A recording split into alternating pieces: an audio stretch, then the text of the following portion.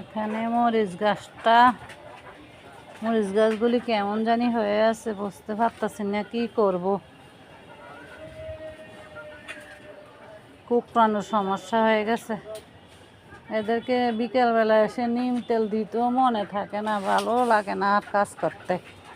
এই যে মরিচ গাছের অবস্থা দেখেন, এখানে মুম্বাই মরিচ গাছ লাগাইছি, এই যে ফুল টুল আসতেছে, কিন্তু ওনার কুকড়ানোর সমস্যা হয়ে গেছে। দেখি ওনারা কী করে। আর এখানে দেখেন মুরগির কত খাবার নষ্ট। এই যে গোবর রোদ্দে দিছি, মাড়ি ভেঙে ঠিক করে রেখেছেন। গোবরগুলি শুকাইলে তারপরে গাছে দিয়ে দিব। আর বেগুন গাছটা দেখলাম সুন্দর হলো, এখন দেখে কেমন জানি হয়ে যাচ্ছে। অনেকগুলি বেগুনও আসছে, বুঝতে পারলাম না বেগুন গাছের কী সমস্যা হলো। আল্লাহ। তো ভালো লাগলে লাইক কমেন্ট সাবস্ক্রাইব করবেন। এখানে আমার আখ গাছগুলি আগেরগুলি খেয়েছি, এখন নতুন করে আবার হচ্ছে, অনেক সুন্দর হয়ে হচ্ছে। এই যে এখন আবার এই যে আমার এলাচি গাছ, এই যে এখানে এলাচি গাছও হচ্ছে। পুরনো গাছগুলি আছে, তার সাথে একটা একটা করে গাছ উঠছে। মানে দেখে এত আনন্দ লাগতেছে যে আমার গাছগুলো যে হইতেছে।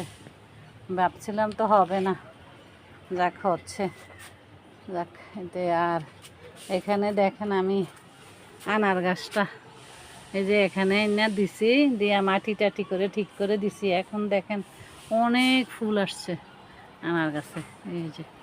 এই যে মাথা থেকে গোড়া পর্যন্ত ফুল আসছে।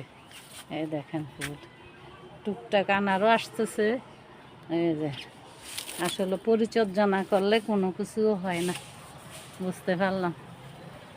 এখানে এই যে আম গাছটার গোড়া বেগুন গাছ ছিল, এটাও তুলে ফেলে দিয়েছি। আম গাছটারও সুন্দর করে দিছি।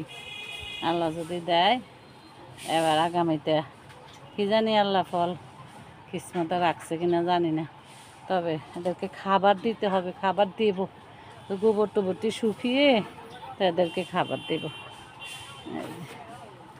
এখানেও আমার এই যে আনারস গাছ লাগাইছি, এই যে হইতেছে। এই যে এখানেও লাগাইছি গাছের সাথে, সজনা গাছের সাথে লাগাইছি। দেখি আল্লাহ কী করে।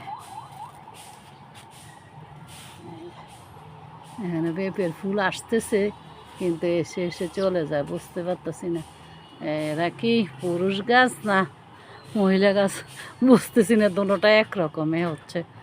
এটা কিনে এনে লাগাইছে, আর এটা নিজে থেকে উঠছে বড়টা। এটা তো ফেলে দিই না, রাখছি। দেখি আল্লাহ ভাগ্য কি রাখছে। ধৈর্য ধরতে হবে, ধৈর্য না ধরলে কোনো কিছু হবে না। এই হলো কথা। এই দেখেন আমার আমড়া গাছে অনেক আমড়া। এই যে পেয়ারা গাছটাতেও মাথা ভেঙে দিছি, আরে অনেক সুন্দর করে আগা আসছে। এই যে চারিদিকে এই যে গাছে ফুরি টুরি এসে অনেক সুন্দর হইতেছে। দেখেন বেগুন গাছটার জন্য ভালো লাগতেছে না, কেন যে বেগুন গাছটা এমন হয়ে যাচ্ছে। ওই যে মাথাটা বাঁকা হয়ে রয়েছে, কি হলো বেগুন গাছটা বুঝতে পারলাম না। যাক,